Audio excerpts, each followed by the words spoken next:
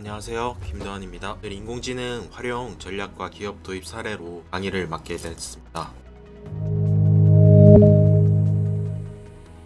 우선 AI와 데이터에 대한 이해를 설명을 드릴까 합니다. AI는 머신러닝과 딥러닝 이런 여러가지 용어들 중에서도 가장 최상위에 모든 것을 아우르는 개념이라고 합니다. 사람이 해야 할 일을 기계가 대신할 수 있는 모든 자동화에 해당한다고 인공지능 AI라고 부릅니다. 그런데 여기 내부에 있는 게 흔히들 말하는 머신러닝, 딥러닝입니다. 머신러닝 같은 경우에는 기계가 학습을 하는 거죠.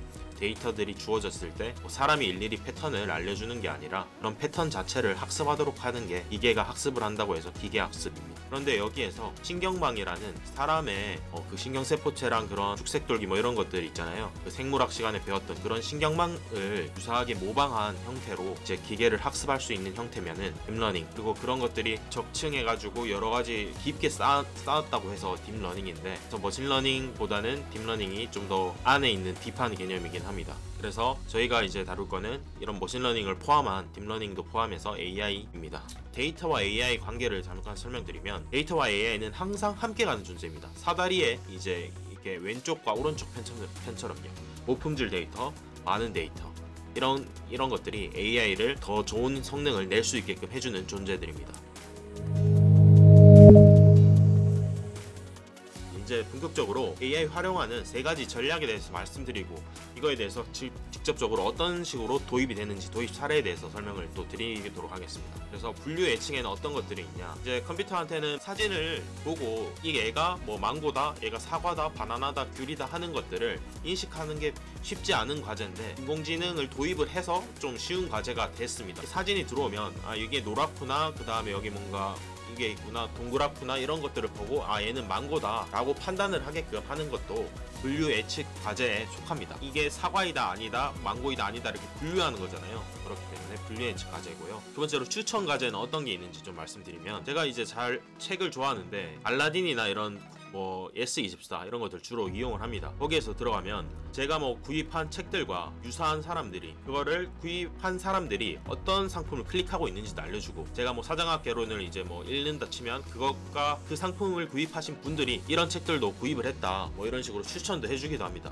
마지막으로 이제 생성 쪽인데, 생성 같은 경우에는 텍스트 생성 쪽이 되게 유명합니다. 요즘에는 챗GPT가 이제 활발하게 쓰여 있으니까요. 사이언스 온이라는 이런 데이터에서 AI 논문 요약 이런 것들이 있습니다. 그래서 논문을 일일이 다, 제가 석사과정 때도 논문을 읽기가 되게 번거로운 일이었어요. 그런데 논문을 딱 찾기만 하면은 그걸 요약해주는 서비스가 이미 또 있습니다. 그래서 이런 것들이 생성입니다. 생성을 생성 기반 요약이라 하거든요. 추출 요약도 있긴 하지만. 그래서 자기가 이제 이런 논문을 읽고 자기가 가지고 있는 데이터 분포에서 무언가를 생성을 해서 요약을 할 수 있기 때문에 생성 알고리즘, AI 알고리즘이 이런 데도 쓰일 수가 있는 겁니다. 그러면 이런 이제 제가 세 가지를 말씀드렸어요. 분류와 예측, 두 번째는 추천, 세 번째는 생성, 이렇게 말씀드렸는데, 이 세 가지를 어떤 식으로 구체적으로 기업에 도입이 됐는지 그 사례를 말씀드리고, 우선은 저희가 이제 진행했던 프로젝트 하나인데 트래버스라는 데예요. 이게 청담호학원이 속해 있는 기업인데, 여기에서 내부 데이터를 활용해서 고객 서비스 개선 및 경쟁 우위 목적으로 AI 서비스를 개발을 했습니다. 사고력을 측정을 하고 페르소나 추천을 시스템이었는데, 수행 과제는 뭐였냐, 학생들의 사고력을 진단하는 문제와 답변 이게 쌍으로 주어져 있어요. 이를 DB에 적재를 하고, 그 다음에 학생 정보, 문항 정보, 페르소나 정보 등 이 데이터 적재형 DB를 설계를 했습니다. 그래서 디자인에 맞게 웹페이지에 대한 프론트, 백엔드 AI 솔루션을 동시에 개발했는데, 여기서 쓰인 AI 핵심은 뭐냐, 내가 만약에 이제 학생이라고 치면요, 제가 학생이라고 치면 사고력 진단을 했어요. 그러면 당신의 사고력은 몇 점입니다. 언어 사고력, 수리 사고력, 컴퓨팅 사고력 이런데, 당신과 유사한 유사한 사람들은 뭘 하고 있는지, 이런 과정들을 하고 있습니다. 이건 추천해주는 거죠. 인공지능에 기반해서 벽지에 이제 하자가 있습니다. 그 분류 모델을 개발하는 겁니다. 사람들이 일일이 이게 어떤 하자인지 이런 거 분류를 해야 하는 그런 시스템이 있더라고요. 그런데 이것들이 사람이 하는 것들이 굉장히 번거롭고 품이 많이 들어가는 거라서 AI가 해줄 수 없느냐는 그런 의문점을 가지고 계시더라고요. 아니나 다를까 이렇게 양질의 데이터가 있으면은 AI가 충분히 분류할 수 있기 때문에 이런 앱을 개발을 해드렸습니다. 내부 데이터를 활용해서 분석 목적으로 AI 서비스를 개발하는 거죠. 직접 촬영해서 앱에 사진을 올리면 하자 유형을 AI가 자동으로 분류해서 하자 유형 정보를 제공하는 서비스가 됐던 겁니다. 그 다음에 또 이제 한국디자인진흥원이랑 했었던 추천 시스템이었는데, 여기서는 디자이너 분야별로 키워드가 있고 프로젝트 카테고리별로도 키워드가 있어요. 이것들을 워드 투 벡터라는 딥러닝 모델을 이용해서 임베딩 시키고 수치화를 시킨다는 거예요. 텍스트를 수치화를 시킨 다음에, 그럼 수치화를 시키면 수치끼리는 유사도 얼마나 거리가 가까운지를 계산할 수가 있어요. 둘 사이의 거리가 가깝다 그러면은 이거를 추천해 주는 거죠. 거리가 먼 애들은 추천해 주지 않고요. 이런 식으로 하는 건데, 이게 어떤 문제가 있었냐면 초기 단계 플랫폼 구축으로 축적된 유저 데이터나 로그 데이터가 없었어요.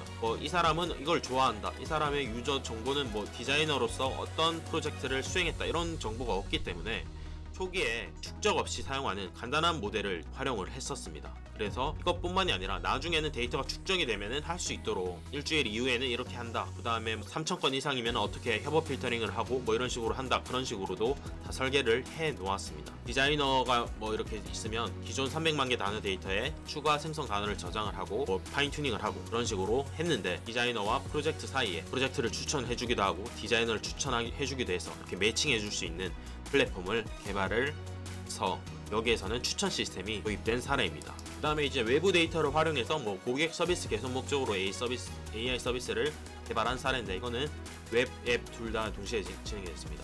텀 사진이 이렇게 있으면 이거를 수채화, 물감으로 그린 그런 바탕으로 바꿔주는 거를 원래는 일일이 사람이 다 했었대요. DIY, 취미 미술 관련 DIY 키트 판매 업체인데, 사진이 있으면 그거를 수채화로 사람이 그려주고, 화가가 그려주겠죠. 그 다음 스케치를 또 그려줘요. 그럼 스케치에다가 물감 같은 걸 써가지고 이거를 수채화로 만들어주는 게 고객들이 이제 취미 미술을 즐길 수 있도록 제공해주는 거죠. 근데 이제 문제가 뭐냐, 이런 사진이 주어졌을 때 수채화 그리고 스케치 그리는 이거 자체가 너무 품이 많이 들어가는 거예요. 그림을 잘 그리는 사람이 없으면 이거는 불가능한 비즈니스 모델인 거죠. 그래서 이것들을 AI가 대신할 수 없느냐, 이게 AI가 그린 거거든요. 그렇기 때문에 AI가 이것도 할 수가 있는 거예요. 그래서 나만의 수채화 키트로 만들 사진을 선택을 하고 잘라서 색 배열을 한 다음에 AI가 이렇게 짜잔 하고 이렇게 바꿉니다. 이거는 지금 퀄리티가 안 좋은데, 이 정도로 이제 뭔가 수채화가 나오도록 구상을 또 개발을 했습니다.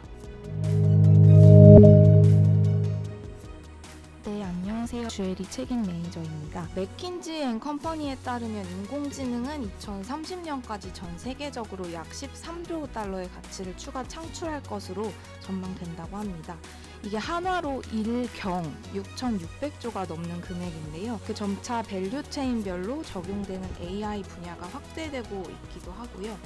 이렇듯 이제는 많은 임원 및 리더분들께서 AI에 대한 중요성은 익히 들으시고 학습하셔서 인지를 잘 하고 계시는 것으로 보입니다. 그런데 우측에 보이시는 바와 같이 딜로이트가 글로벌 CEO들을 대상으로 한 조사에 따르면 적합한 용처를 발굴하지 못했다거나 대규모 데이터를 분석하는 역량이 내부적으로 부족하거나 아니면 AI 도입 전략이 없는 등의 이유로 인공지능을 도입하는 데 어려움을 겪고 있는 실정입니다. AI를 도입한다는 것에 대한 방법은 되게 많잖아요. 앞서 교수님께서 설명 주신 사례에도 다양한 케이스가 있듯이 내부 역량을 키워서 자체 개발할 수도 있고, 아니면 외부 시스템을 도입할 수도 있겠죠. 외부 시스템 도입도 전체 서비스를 도입할 수도 있고, 아니면 기획 혹은 개발 파트, 또 그 안에서도 세분화해가지고 외주를 주는 방법도 있을 것입니다.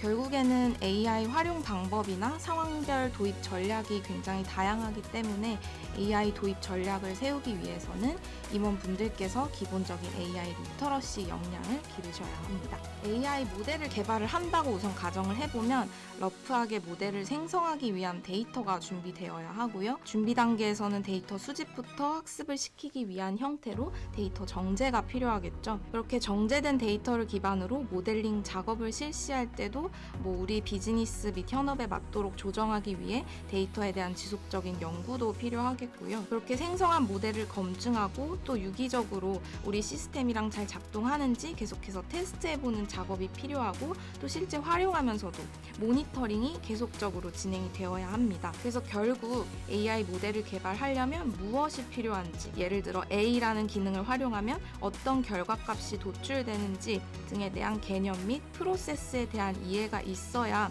전략을 짜거나 제대로 검토가 가능할 것입니다. 그래서 AI 활용 방법에는 무엇이 있는지, 무엇을 선택해서 어떻게 적용할지, 세부 전략 및 그에 대한 시나리오를 예상해가지고 필요한 예산이나 자원은 어떻게 될지를 그려보기 위해 가장 기본이 되어야 할 AI 리터러시 역량을 함양하기 위한 과정을 설계했습니다. 해당 AI 리터러시 과정은 임원 대상 과정이고요.